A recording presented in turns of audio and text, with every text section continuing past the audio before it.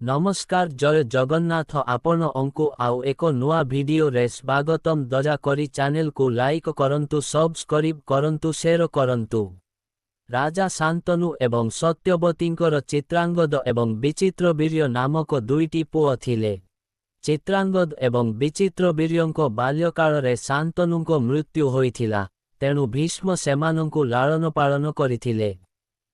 चित्रांगद बड़ हेबा परे भीष्म तांकु राजा करिथिले, किंतु अल्प समय मध्यरे गंधर्वमानंक सहित युद्ध करुथिबा समयरे चित्रांगदंक मृत्यु होइथिला। एहा उपरे भीष्म तांको सान भाई विचित्रवीर्यंकु राज्य हस्तांतर करिथिले। एबे भीष्म विचित्रवीर्यंक विवाह विषय चिंतित होइगले। सेही समयरे काशीराजंक तिनि झियो अंबा, अंबिका एवं अंबालिकार स्वयंवर हेबाकु जाउथिला। भीष्म सेमानंक स्वयंवरकु जाई एकाकी सेठारे उपस्थित समस्त राजांकु परास्त करी तिनि झियोंकु अपहरण करी हस्तिनापुरकु आनिथिले। बड़ झियो अंबा भीष्मंकु कहिथिले जे से राजा सालभंकु तांको शरीर एवं आत्मा अर्पण करिछंती। तांको कथा शुणी भीष्म तांकु राजा सालवंक निकटकु पठाइले एवं अंबिका एवं अंबालिकांकु विचित्रवीर्यंक सहित विवाह कराइले। राजा साळो अंबांकु ग्रहण कले नाही, तेणु से हस्तिनापुर फेरी आसिले एवं भीष्मंकु कहिले, हे आर्य, तुमे मोते परास्त करिछ, तेणु तुमे मोते विवाह करो। किंतु भीष्म तांको प्रतिज्ञा जोगुन तांकर अनुरोध ग्रहण कले नाही। अंबा रागिगले एवं परशुरामंक पाखकु जाई तांकर जंत्रणा जनाइले एवं साहाय्य मागिले। परशुराम अंबांकु कहिले, हे देवी, चिंता कर नाही, मु तुमको भीष्मंक सहित विवाह कराइबी। परशुराम भीष्मंकु डाक पठाइले, किंतु भीष्म तांको पाखकु गले नाही।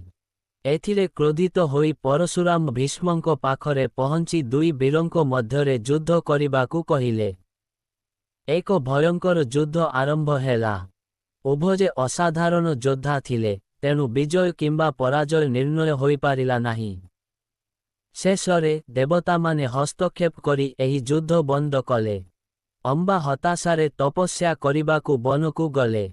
विचित्रवीर्य तांकर उभय राणींक सहित इंद्रिय सुखरे लिप्त हेले, किंतु उभयंकठारु तांकर कौनसी संतान नथिला एवं से जक्ष्मा रोगरे मृत्युवरण कले। एबे कुल विनाश भयरे दिने माता सत्यवती भीष्मंकु कहिले, पुत्र, एही वंशकु विनाशरु रक्षा करिबा पाई मु तुमकु एही उभय राणींकठारु पुत्र जन्म करिबाकु आदेश देउछि।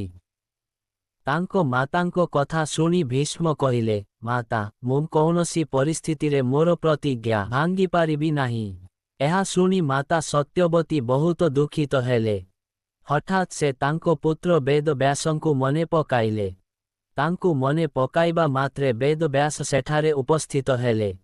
सत्यवती सेमानंकु देखि कहिले, हे पुत्र, तुमर समस्त भाई कौनसी संतान बिना मरिगले। तेणु मो वंशकु विनाशरु रक्षा करिबा पाई मु तुमकु सेमानंक स्त्रींकठारु संतान जन्म करिबाकु आदेश देउछि। वेदव्यास तांको कथा मानी कहिले, माता, तुमे सेही दुई राणींकु कुह जे सेमाने गोटिए वर्ष पाई नियम एवं व्रत पालन करंतु, ता परे ही सेमाने गर्भधारण करिबे। गोटिए वर्ष बीतिबा परे वेदव्यास प्रथमे बड़ राणी अंबिकांको पाखकु गले। तांको तेजरे भयभीत होई अंबिका आखि बंद करिदेले। वेदव्यास फेरी आसी मांकु कहिले जे अंबिकांकर एक अति बुद्धिमान पुत्र हेबो, किंतु आखि बंद करिबा दोष जोगुन से अंध होइजिबो। एहा शुणी सत्यवती बहुत दुखित हेले एवं से वेदव्यासंकु सान राणी अंबालिकांको पाखकु पठाइले।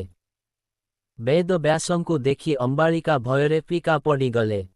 तांको कक्षरु फेरिबा परे वेदव्यास सत्यवतींकु कहिले जे अंबालिका रक्तहीनतारे पीड़ित एक पुत्रकु जन्म देबे। एहा सत्यवतींकु आहुरी दुखित कला एवं से बड़ राणी अंबालिकांकु पुणी थरे वेदव्यासंको पाखकु जिबाकु निर्देश देले। एथर बड़ राणी निजे गले नाही बरन तांको दासीकु वेदव्यासंको पाखकु पठाइले। दासी खुशीरे वेदव्यासंकु तांको सहित यौन संपर्क कराइले। ଏଥର ବେଦବ୍ୟାସ ସତ୍ୟବତୀଙ୍କ ପାଖକୁ ଆସି କହିଲେ, ମାତା, ଏହି ଦାସୀ ଏକ ଅତ୍ୟନ୍ତ ଗୁଣୀ ପୁତ୍ର ଜନ୍ମ କରିବ ଯିଏ ବେଦ ଏବଂ ବେଦାନ୍ତରେ ପାରଙ୍ଗମ ହେବ। ଏହା କହି ବେଦବ୍ୟାସ ତପସ୍ୟା କରିବାକୁ ଗଲେ।